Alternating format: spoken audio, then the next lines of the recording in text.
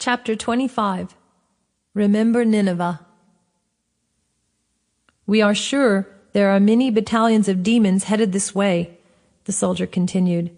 "They too have wormholes and many ways to find us.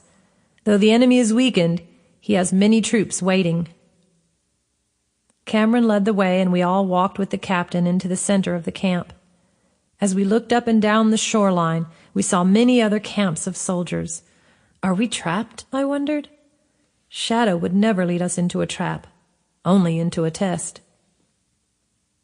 "Give me the rest of your food and water," Cameron said to me. I gave him all I had left, which wasn't much.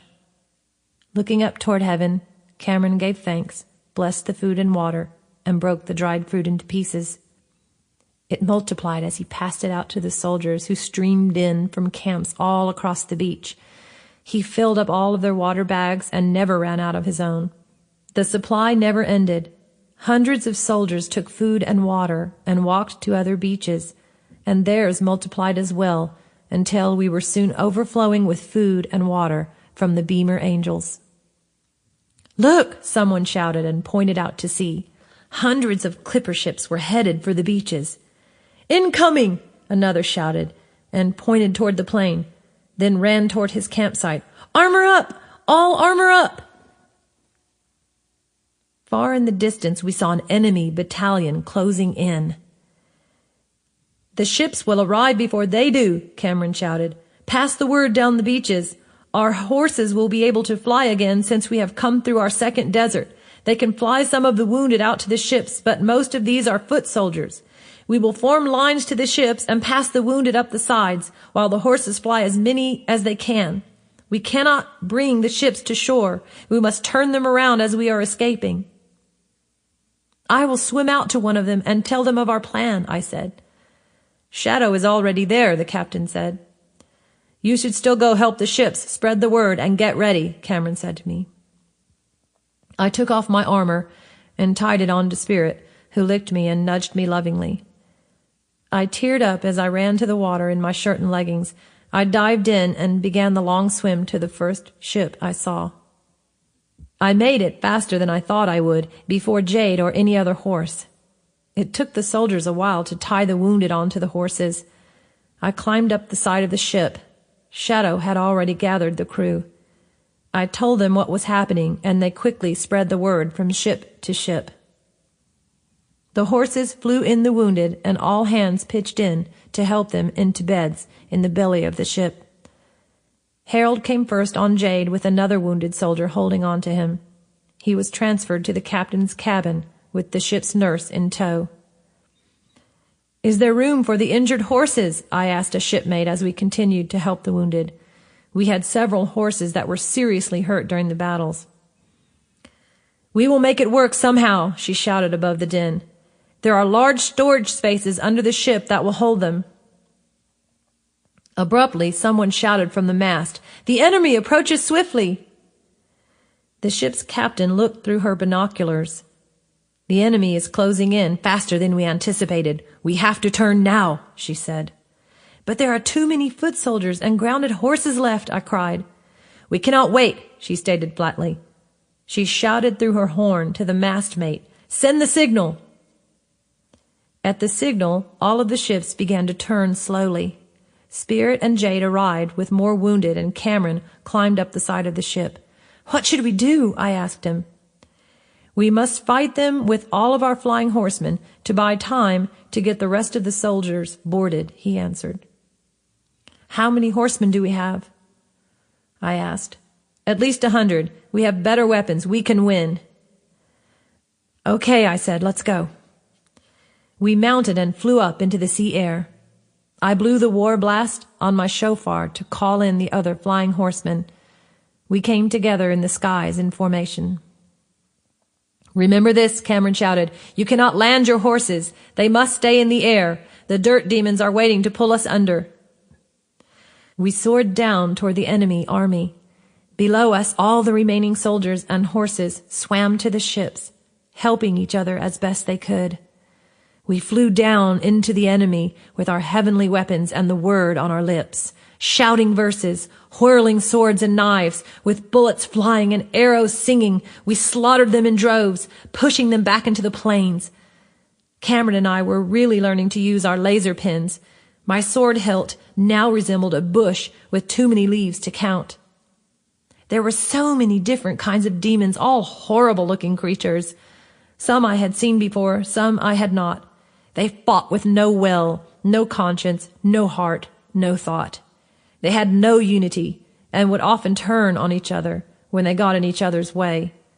Sometimes they did not even notice that they had killed one of their own. Some killed their own on purpose for sport, laughing horribly as they did so. Many died in this perverted way. They were, as usual, easy to kill, but there were always so many. Now we knew why. They were not very smart, so their leaders had to recruit as many as they could to compensate. Still, we lost a few of our best flying horsemen and their mounts. I called and wrote out Psalm 91 again, and many others followed my lead, shouting out passages from the Bible. I sounded an angel call on my shofar. Above the din, a deafening roar sounded. Lion! We never saw him, as we were deep in the dust of the battle. The worker angels arrived, using their beams to spear hundreds of demons at a time. They were actually the beamer angels who brought us food and water on the path of blood. I had not recognized them there. Now they had their overalls on again. I let out a roar, and we fought with fresh vigor beside these amazing angels, driving the enemy down into the dirt. Then the demon hands rose up from the plains and pulled their own demon horde down into the ground. Could they be resurrected at another time? How could we ensure they would not? It was over as fast as it had started, and the demons were gone, pulled into the depths of the plains. Not one demon body was left on the surface.